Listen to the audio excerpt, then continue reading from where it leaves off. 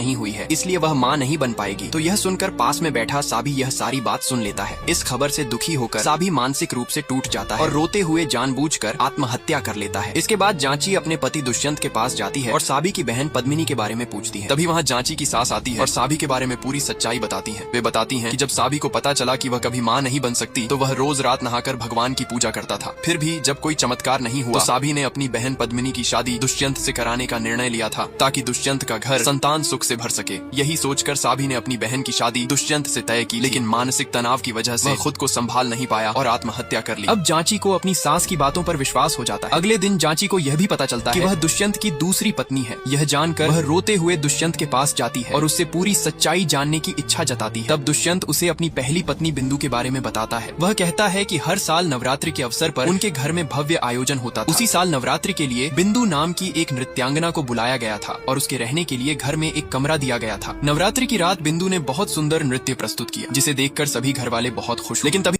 अब दुष्यंत बिंदु को रहने के लिए अपना ही कमरा दे देता है, जिससे बिंदु दुष्यंत से बहुत प्रभावित हो जाती है। अब रात को बिंदु के नृत्य कार्यक्रम की शुरुआत होती है। तभी एक फोन कॉल आता है जिसे दुष्यंत रिसीव करता है। कॉल पर कोई व्यक्ति कहता है कि जिस बिंदु को तुमने अपने कमरे में रखा है उसका असली नाम जया है। यह सुनकर दुष्यंत बिंदु की सच्चाई जानने के लिए सबके सामने उसे जया नाम से पुकारता है, जिससे बिंदु पूरी तरह घबरा जाती है। अब रात को बिंदु अपनी सच्चाई को छुपाने के लिए अपना सामान लेकर भागने लगती है। तभी अचानक दुष्यंत पीछे से आकर उसे पकड़ लेता है और उससे सच्चाई बताने को कहता है। बिंदु रोते हुए बताती है कि उसके पापा ने उसकी जबरन शादी एक शराबी और नशेड़ी आदमी से तय कर दी थी, इसलिए वह अपने घर से भाग कर आई थी। ये सुनकर दुष्यंत उसकी बात पर विश्वास कर लेता है और उसे अपने साथ अपने घर ले जाता है। अगले ही दिन बिंदु के पिता पुलिस को लेकर दुष्यंत के घर आ जाते हैं और सबके सामने अपनी बेटी को वापस ले जाने की बात करते हैं। लेकिन दुष्यंत सबके सामने स्पष्ट रूप से कहता है कि आपकी बेटी अपनी मर्जी से यहाँ आई है, इसीलिए आप इसे यहाँ से जबरदस्ती नहीं ले जा सकते। उस दिन के बाद से बिंदु दुष्यंत को पसंद करने लगती है और कुछ ही दिनों बाद दुष्यंत बिंदु से शादी कर लेता है। अब दुष्यंत बहुत खुश होकर बिंदु से शादी तो कर लेता है, लेकिन उसे यह नहीं पता होता कि बिंदु को अस्थमा की बीमारी थी, इसलिए सुहागरात के दिन ही बिंदु दुष्यंत को अपने साथ सोने नहीं देती। इस कारण दुष्यंत अकेले नीचे सो जाता है। तभी जांची यह बात सुनकर दुष्यंत से माफी मांगता है और अपने पति से आई लव यू कहकर वहाँ से चला जाता है। तभी घर की नौकरानी मालती जांची से कहती है कि बिंदु भी आपकी तरह बहुत अच्छी लड़की थी, लेकिन उसे अस्थमा था और उसी बीमारी के कारण उसकी मृत्यु हो गई। ये सुनकर जांची को शक होने लगता है। वह सोचता है कि अस्थमा से तो आमतौर पर किसी की मौत नहीं होती। डर के कारण अगली सुबह जांची एक पंडित को घर बुलाता है और भगवान की पूजा कराता है ताकि यह जान सके कि उसकी मृत्यु ससुराल में होगी या नहीं। तभी पूजा के दौरान भगवान के चरणों में एक फूल गिर जाता है, जिससे जांची को विश्वास हो जाता है कि उसकी भी मृत्यु ससुराल में ही होगी। यह सोचकर वह पूरी तरह डर जाता है। अगले दिन वह अपनी माँ को घर बुलाता है और कहता है मुझे जल्द से जल्द यहाँ से ले चलो। लेकिन उसकी माँ उसकी बातों को नहीं मानती और उसकी घबराहट देखकर जांची और दुष्यंत के लिए एक मृत्युंजय योग करवाती है ताकि जांची का मृत्यु